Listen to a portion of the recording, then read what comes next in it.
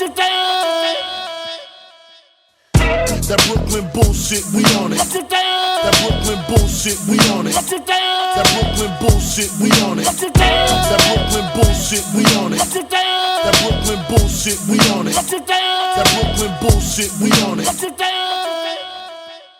Welcome back to another episode of What You Think, baby. Monk in the building. I got the two best co-hosts on the planet. Jamal, G-Man, what's good, baby? Peace. Today on the show, we got a stylist, fashion designer, Jahsheen Dubois. What's good, baby? What's going on, fellas? I appreciate y'all for having me. All right, tell our viewers, what you do and what you into. First and foremost, CEO, Dirt Bomb Fresh. Determination is real talk, but originality makes believers. I just wanted to share that with everybody. That's what Dirt Bomb mean.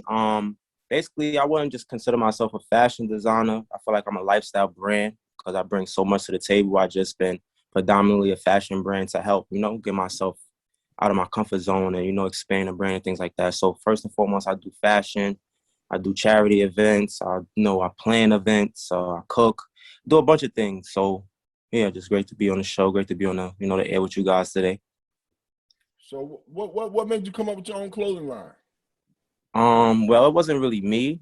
I came up with a lot of the after effects, like the designs and things like that. But the name itself originated with my uncle in the correctional facility, Greenhaven, Elisha Glover, Silver Surfer, Love Hunt, whatever you guys know him as. And it originated in 2008. They started as a music thing where they was doing shows. They had their own little merchandise in there. So when he saw that I was going back to school, I was up in Syracuse University, D1 school, thousands and thousands of people. So I let him know, like, this is a way to, expand the brand. So that just gave me an extra push, extra boost to want to, do something different, create our own lane for myself. So that's what made me, take it and continue to expand with the fashion side of things because, being in a D1 school, everybody was just looking for the next new thing. So that also just gave me fuel to the fire to, want me to continue to do clothes and just figure out other things to do as far as, create my own lane as far as the Dirt Bomb way, What you think? So who you marketing your clothes to? What age group? I could say I got clothes from babies all the way to grown people, older people, because I see the older people went to the sweatsuits and the hoodies and things like that. I could see yourself rocking. So just try to cater to a lot of the urban community, a lot of where I'm from, because I feel like they definitely have a need for something different rather than, following the trends of like Gucci and Louis. I feel like a lot of people is not trying to set that foundation for our minorities and really stick to it. So I just try to, be that voice as much as I could and set that example. So I was going to ask you, who are your influences as far as fashion-wise? Like, what fashion designers do you particularly look up to? I like Karl Kani. Karl Kani is definitely somebody that I've definitely been keeping up with for a long, long time. Dapper Dan, somebody that I'm definitely interested in, meeting one day. But really influences, man, I feel like I really look at people like Fab and, Pharrell and Kanye and people that's not actually like designers. And like Kanye he's a designer, of course, but other people that's really well dressed in the industry and entertainment business are influences to me because I feel like they give it their own original look and things like that. So I feel like that's what I really try to pride my brand on is just being more original, just being as original as possible because I feel like that's what's going to make people believe. As much as you can show the realness and your originality, that's what's going to make people want to know, like, okay, what is that? Let me learn more about that. So I feel like those are my like real positive and first influences that I look up to when it comes to like the fashion thing. So. What you think? What you think? What you think? What you think?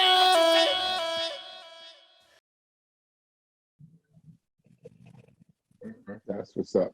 So, I stand on this brand. Determination is real talk, but originality makes believers. I stand on this. I've been down since day one, rocking with it. I still got my first hoodie, my first Dirt Bomb hoodie, B, with the man with the hat. Yo, I still got my shit. I should have worn it on the fucking. I should have worn it though. That's 20. I should have worn it. I still got that one. So let me ask you, if I wanted to get me a Dirt Bomb hoodie, where would I go to get one?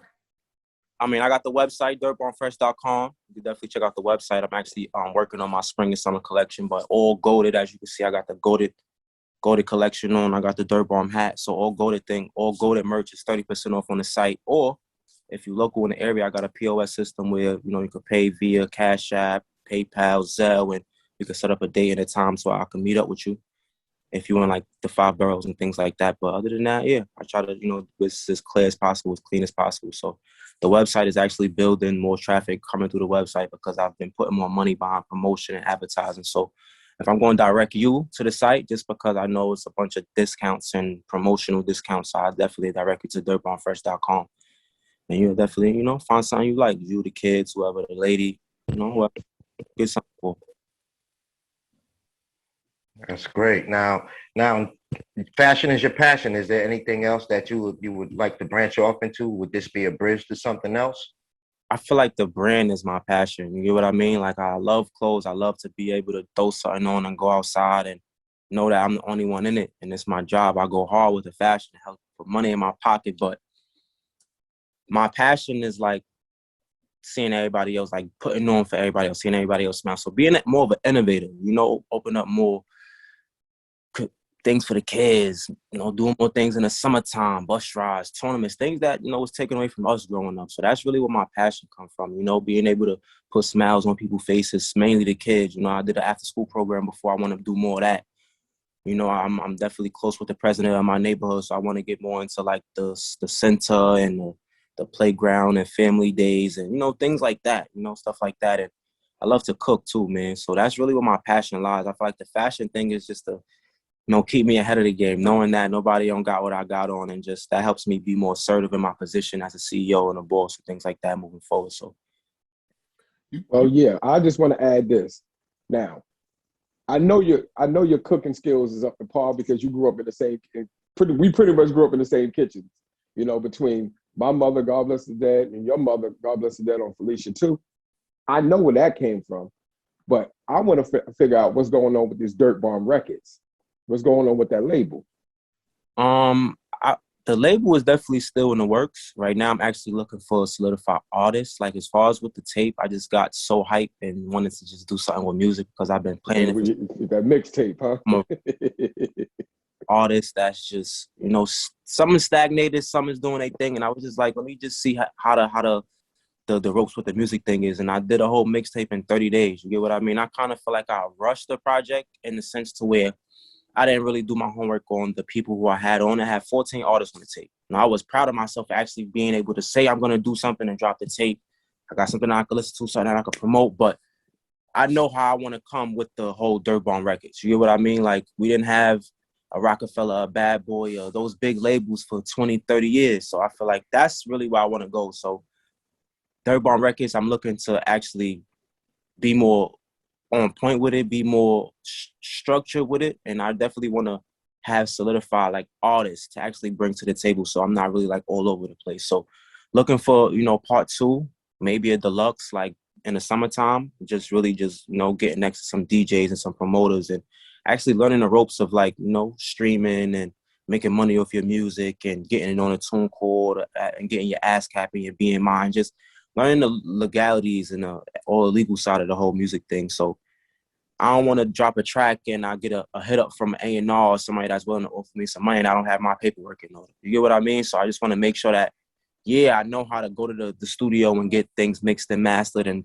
formulate a project, but there's more to it. You get what I mean? So that's really where I'm at with it right now. I've been meeting with a few artists. I've been meeting with some videographers and, trying to get some content and things like that. So the music record label is definitely still in the works. Dirt Bomb Records. You can definitely go follow that on IG for sure. So yeah. What you think? Brother, I definitely see that you got the walk and the talk. It just seems to me that you just need the backing. And I think you're going to have that right after this interview here, brother. You're on your way, most definitely. I appreciate that. Yeah, man. I mean, like, growing up where I came from, like, just watching, like, I go watching, like, the Rockefeller and the Bad Boy stories and seeing how together the team was and just seeing how it's so much different from now because we live in a society to where I was able to come up in, the era before social media and the era of social media. So to see like the transition of the the clout chasing and the nobody having their own opinion. It's hard to find that team nowadays. You get what I mean? Hard to find that genuine help.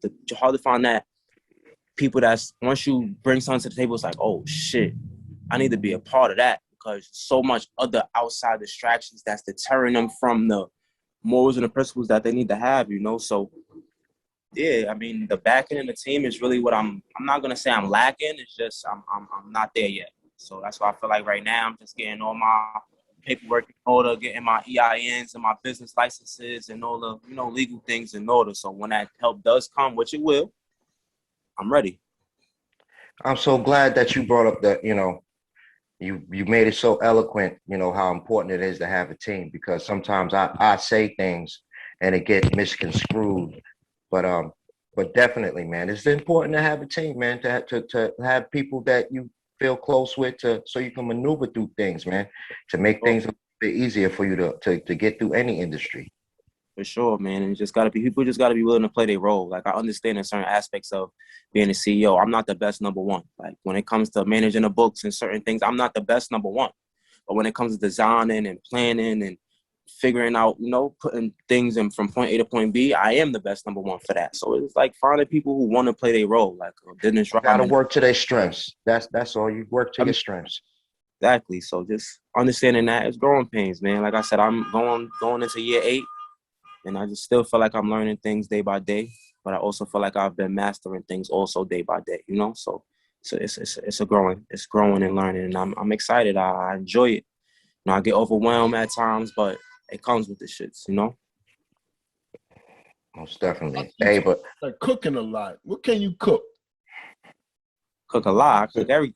What? You cook. Whatever. Listen, man, I'm just gonna say the cooking, that's bloodline right there, baby. That's bloodline. I can't say I can't take you serious because your pizza. I love pizza. One thing. So who got the best pizza in New York? You gotta ask Uncle about that. I ain't a big pizza fan. Nah, we can't ask him. Yeah, that's him. Y'all two go. Y'all still going with this? Nah. We need somebody, you know what I'm saying, with their own thing, you know. Your man just told. Shadow said that already. I didn't say it. Shadow said it. We call him on their off day. Yeah. Yeah. What you think? That's good. That's cool, man. I like to see brothers into it, doing their own thing, you know, making their own way. That's what's up, you know, instead of, you know, working for somebody else, man. Yeah. We have to lead by example and show these young kids, you know. Got to. A lot of people isn't trying to follow that mind state. That go get a good job. Yeah, you know. Correct. You know, I tell people, like, I don't have nothing against a 9-to-5, but we in a pandemic. We just in a situation where they actually was stripping people who was 20, 30, 40 years in their business. They ain't have no work. So I left my job in 2018. You know what I mean? Willingly, because I knew that it was more for me as a person. Like, I can't speak for everybody, because we need the bus drivers. We need the people who's going out there and working those 9-to-5s to help the world run. But me, somebody else do it for now. We did it long enough. You get what I mean? So I know my parents and my grandparents got caught in that time where they had to work. They couldn't just say, F work, let me start this business so I could take care of my family. Nah, it wasn't that easy. I feel like this is the easiest time to get money right now. This is the easiest time to boss up and figure it out. So that's really what I'm proud of myself on, and everybody that's around me. I'm just trying to you know, share as much, you know, positivity and whatever I know they know type of thing. So. Okay. Where do you grow up at? Up at Sumner Projects, Brooklyn, New York. Oh, another Sumner guy. Yeah. Dude, don't stop, yo. I lived in Bar Rock for a couple of years, like about, you know, 7-8 years, and then I moved back to Brooklyn, but mainly Brooklyn. You know, that's where my roots is from. That's where everything is from. That's where I learned my everything, really. Yeah. Who's your favorite basketball team? I mean, I don't have a team. I have a player, Carmelo Anthony. The Knicks. You're wrong ass. You're supposed to say the Knicks, man. We ain't supposed to say the Knicks. The Knicks is doing good now, but I'm not gonna lie. He ain't no Knicks fan. Listen, he ain't no Knicks fan. They've been doing bad. Ain't no Knicks fan. They had jokes on me. They've been cracking jokes on me all since he been out. Since he been talking, they've been cracking jokes about the Knicks, big. Only time and Carmelo, when Melo was here, he rocked the Knicks. Only time. Only time. Hey, after that, when Marbury was there, I rocked with the Knicks. I was a Marbury fan before Melo, so yeah, those my guys, man. As far as basketball wise, I'm a Philadelphia Eagles fan. If that was coming next.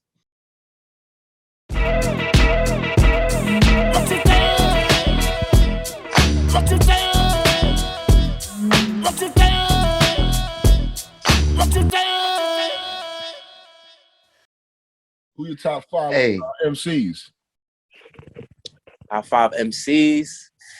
That's crazy. We just had a little debate about this the other day, but Jay-Z is number 1. I'm gonna put him at the top. I could go Big number 2. I'm a big Kanye fan. I'm a big Dave East, and I'm a big Fabulous fan. So I'm gonna put Dave East as a 6th man and throw Meek Mill up in there. So that's me lyrically. Okay.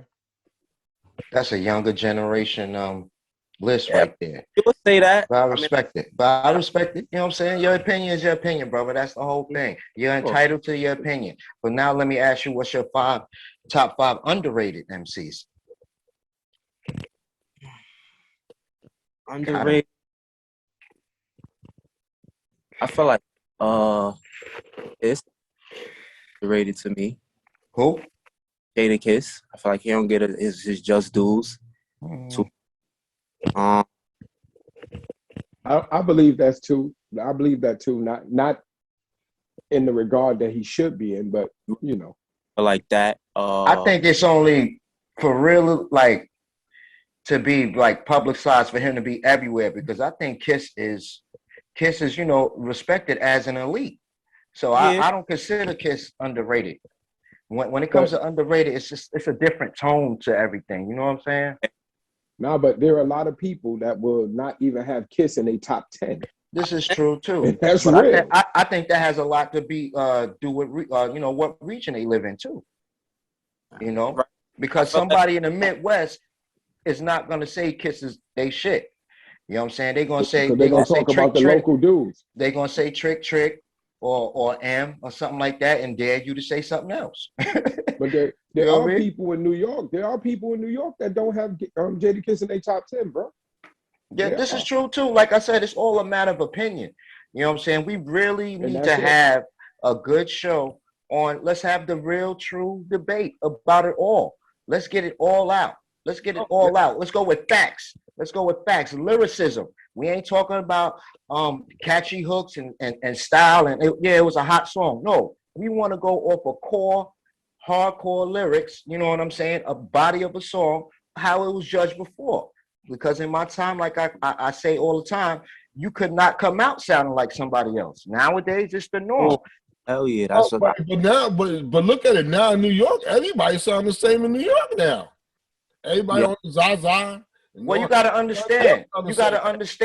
New York did have a sound. Yeah, we did. But we had a sound. We lost it. We don't have it no more. We lost it. We lost it because everybody just started doing the South thing. But now it's like you come out and you sound like the next guy. Because everybody rapping them. That's why originality will always sell, man. You have to be original. You have to be yourself. Originality gonna always make believers, man. Always.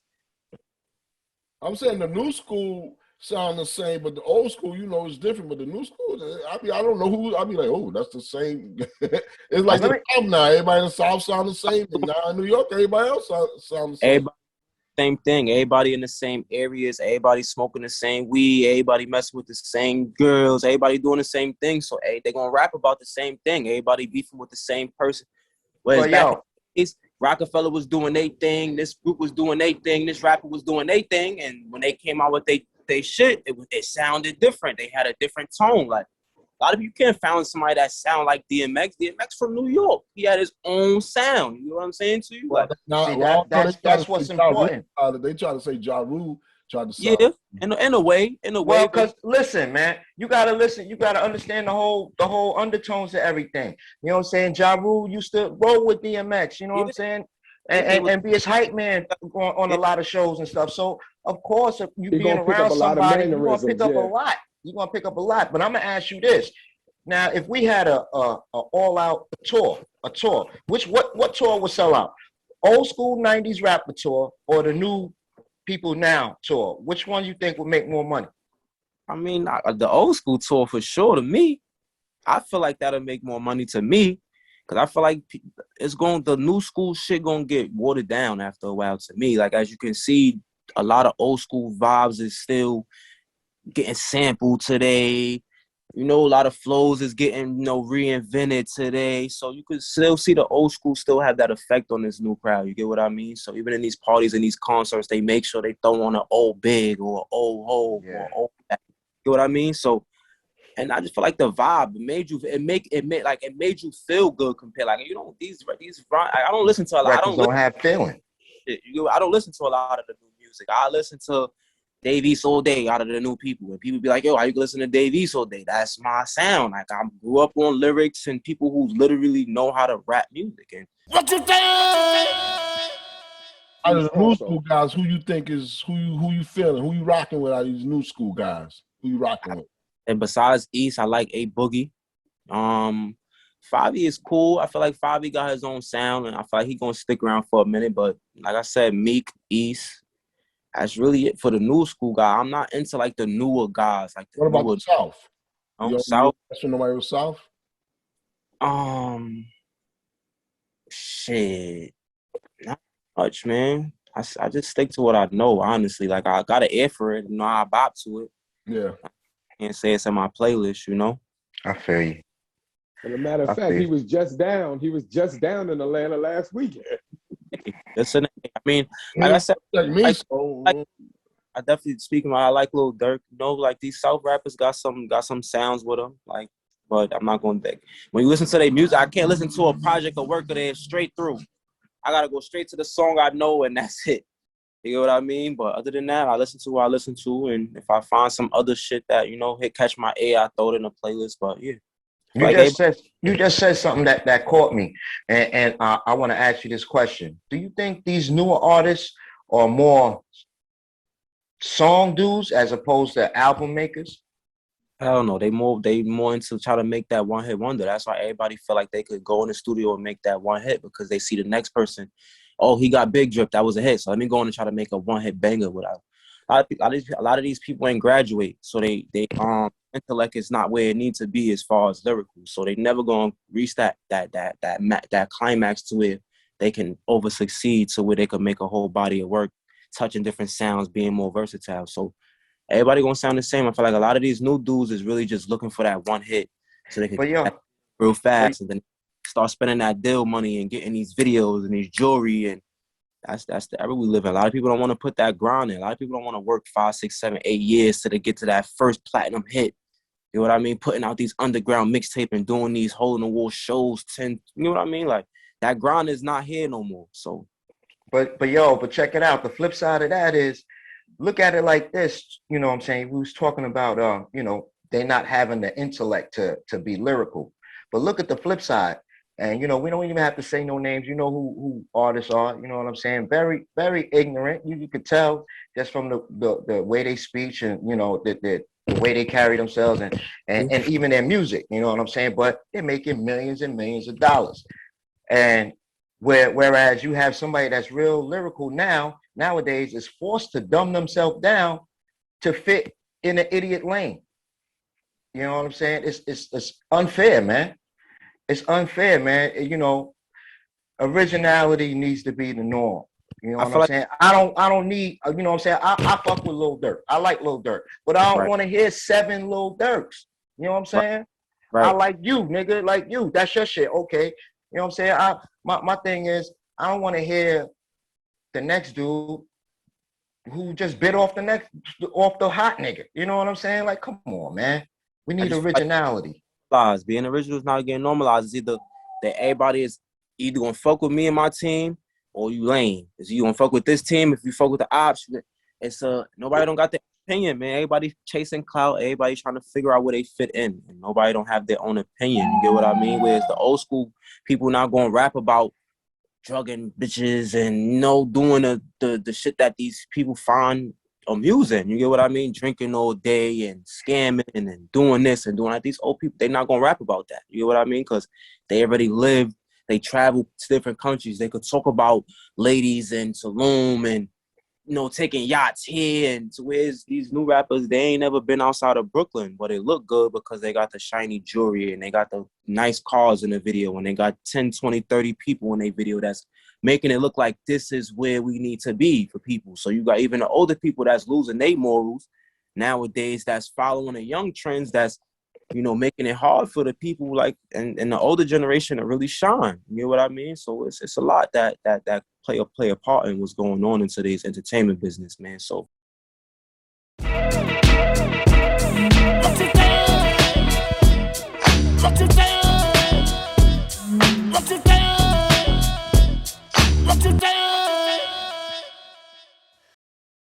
So let me ask you a question.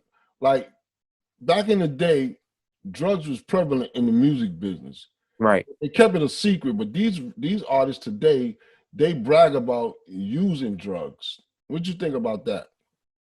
I feel like because it's being normalized, you gotta look at the people that they looking up to. These people of power is making it okay. They giving them a slap on the hand. They not showing them like, yo, I'm not gonna buy your music if you keep doing that. They're not gonna boycott these people if they keep sending the wrong message to our up and coming, our children and things like that. So as long as they keep getting normalized to go out and get drunk and do these drugs and things like that, it's gonna keep happening. And these new rappers is wearing dresses. You know what I mean? And that's, like I said, this was being normalized alphabet community, man. Like I keep my opinions to myself, man, but if they're gonna keep normalizing Me Too movements for the women and the drugs and shit for the young kids and the alphabet community, it's gonna be hard for the real people to actually stand out. That's why it's hard for a lot of real people in this day and age, you know? Yeah, the real is being pushed to the back end. You know, all of this toxic masculinity crap. You know what I mean? Cut that out, man. Cut that out, man. There's nothing toxic about masculinity. There's nothing toxic about femininity. It's just terrible ass people. Just what it is. I mean, you just a terrible person. You just don't have no good outlook on life. So everything that you spit, if you spew out your mouth, is going to be on some negative stuff. You know what I mean? It's about being together. We actually have to be better as people towards one another. Period. Point blank. And that's becoming harder and harder by the day, man. Like it's really becoming, like I really look at my people and just I look at it and I just get sad because like it's tough out here, man. Like our people just don't want to do it together. Like, and I don't understand why. Like you don't want to know why, brother. It's all about education, right? Yeah. You know what I'm saying? But you're dealing with people who don't want to be told nothing. I'm not sure. You said it's all about education. Were you talking about this European education? Hold on. Allow me to finish. Allow me to finish. Because yes, everybody has their story, but everybody knows history is only told from the side of the victor. Okay? So let's just start there. So what history do we have? Yes, we have outlets to find out who we truly are, but at the same time, people have been so deprogrammed that once they are presented with the truth, it is automatically a lie to them. They're not, you know what I'm saying? Everyone is not going to receive the information, but for those who want it, will seek it. That's just the end of it, man. What you think? And I'm gonna say this, right, with the social media stuff, right? You know, I do a lot of crazy. I used to do a lot of I ain't gonna call it crazy. I used to do a lot of posting on social media, and you know, Zuckerberg and these bozos used to be shooting my stuff down like it's talking about fact checking. How you fact checking stuff and telling me that what I'm saying, what information I'm presenting is wrong? You got to be kidding me. Photos. I'm showing you photos and quotes from people that come directly from them. And they are the first thing they always try to tell you is where the source is. The source is the person who said it. You know what I mean? Just like when I used to, I was clowning dudes years back about the Hillary Clinton chick. I'm not even talking about the when she lost to Trump in the election. I'm talking about when she lost to Obama when she was running against him.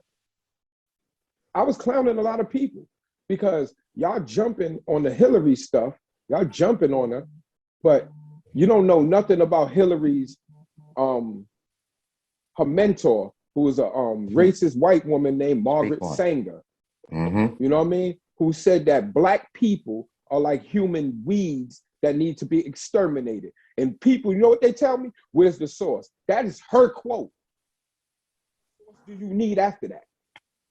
That is her quote. Society has changed. But y'all wanna keep running behind these people, just like with our new VP. Oh, she black. She ain't never hollered that she was black before. Mm-hmm. Because she's not black. She's not black. She's Middle Eastern, man. And not only that, and I try to tell people that. Come man. on, just 2 lives. We ain't gonna talk about the hundreds, but let's just talk about the 2 lives that she, instantly impacted. Had evidence to clear these men, and the evidence didn't come out until after they were gone. Come on, man. What you think? So once that happened, you can't appeal a case? They were dead. That's tough. They were dead. And it's crazy. But nobody, but you want to harp, all you want to do is harp on the negative stuff. But we got a black sister in there. Man, please, man. Cut that out, man. Cut that out. Stop trying to be pro-black when it comes to something like that. When we do wrong, when somebody approach you with something and tell you something about somebody, yo, you a hater. I'm not hating, bro. I'm just letting you know. I'm alerting you to stuff. Y'all dudes just jump behind it, just like they did with Barack Obama. They did the same thing with him, the former president. They did the same thing. Everybody just voted for him because he was black. But look, a project is meaningless. I don't think they just voted for his black. I mean, he spoke. He spoke well. He convinced people to vote for him. I don't think everybody speaks well, man. Mm-hmm. Everybody speaks well. I honestly believe he won that election because he was black. Because it brought the black people out in droves. Come on, let's be real about it. Let's be real. Everybody came out because Obama was black. I'm gonna keep it ultra funky. You know what that did? That slowed us down. Because we was in a period of more people being hit to the garbage that's going on. In order to slow it down, you know what they did? Get this brother up in there, and it slowed down a lot of stuff. Mm-hmm. It slowed down a lot of stuff. It's just like what they did with when they took the Cosby Show and A Different World off the air. During the time of the Cosby Show, black people going to medical school, and black people just enrolling in college and getting degrees was at its highest with Different World. And we were enrolling at black colleges. They took that off the air, and then they vilified that man. Mm-hmm. What you think? Come on, man. It's never, everything on show, every show now about it ain't nothing positive on shows anywhere. Other than what? I think Blackish. I think Blackish is the only show that you see black people in a real positive light. I think that's the only show. What you think? What you think? What you think? What you think? But yeah, man, it's like, every time somebody speaks out, we become vilified. We become the bad person. The Panthers were the bad people. Panthers ain't never lynched nobody. Panthers ain't never blew up nobody's church, killed people. They never lynched in there. They never did none of that stuff. But they're labeled terrorists. They were labeled a terrorist organization. Mm-hmm. We got a lot of political prisoners. Assata Shakur is still on the run from the United States government. Mumia is locked up, and they still ain't pardoned him yet. And these dudes is in there on trumped up charges, man. Trumped up charges, saying they killed cops. Come on, man. But then we have January 6th, where 4 cops died. Nobody's in jail. No murders. So what you think about the George Floyd settlement for $27 million to his family? I think it's bull. I think it's bull. I'm gonna keep it 100. That's what they do. They throw a couple of $1 million at you. I mean, I lost my boy, God bless his dad, my man William Whitfield. My man smokes. got killed in 1997 by a cop. And this is stuff that's going to continually happen. You can pay somebody some money. How about changing stuff? Reform. What you think? Now, I'm going to go back to the Obama thing. When he sent his Attorney General, Eric Holder, to do the investigations of the Ferguson Police Department, and his briefing was that the police department was rampant with racism, and they kept the same people in power there. But your police departments all over the country too, they was doing it. It's rampant with racism. Of course it is. They infiltrate the system. Rampant with it. They infiltrate every branch of rampant with white supremacists on the force. Yeah.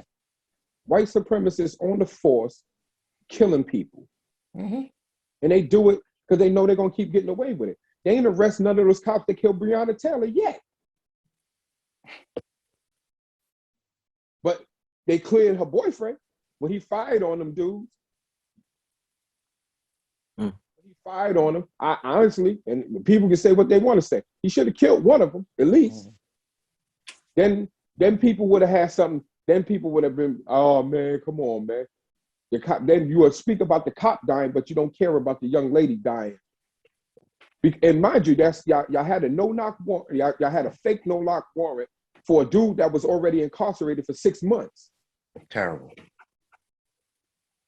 He was already in the system. Come on, man. It's crazy. It's crazy. They got a license to kill, man, and immunity. So We haven't seen any police. We haven't seen any police pay for it, man.